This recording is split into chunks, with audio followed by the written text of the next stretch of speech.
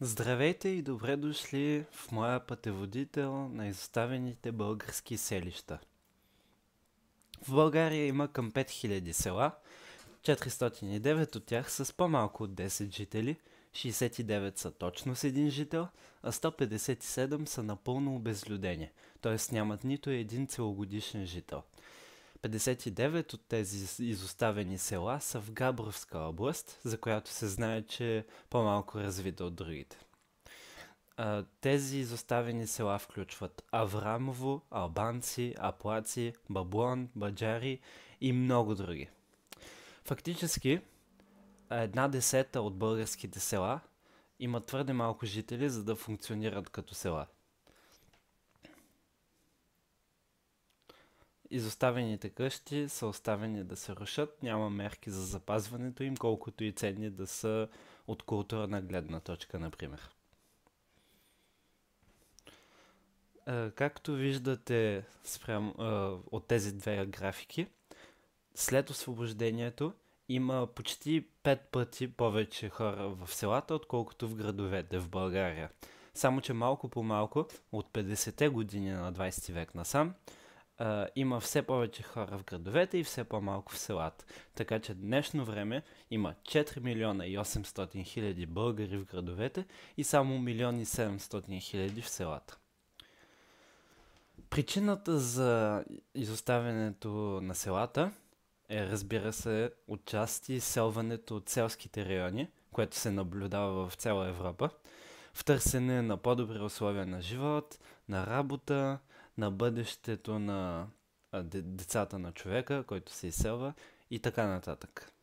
Като цяло 40,2% от българите живеят в 8-те най-развити общини в България, които се намират най-вече на юг и по Черноморието.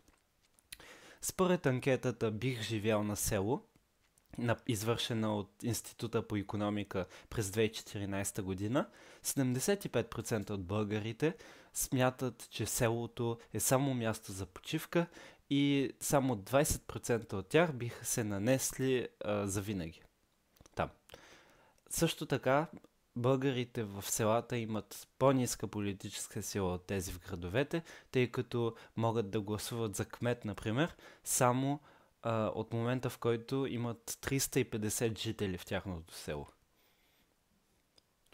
Друга причина за изоставянето на селата може да е намаляването на населението в България.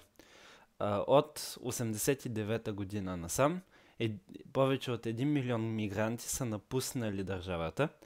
Плюс това България има ниска раждаемост и сравнително висока смъртност, което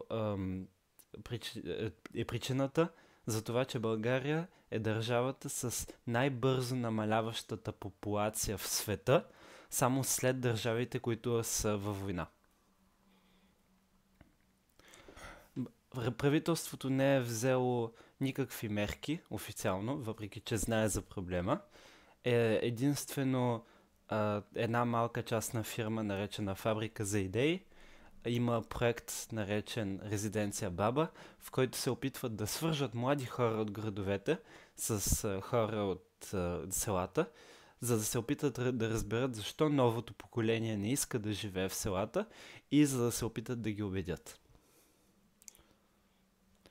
За числата в презентацията използвах най-вече данните от Националния статистически институт на България.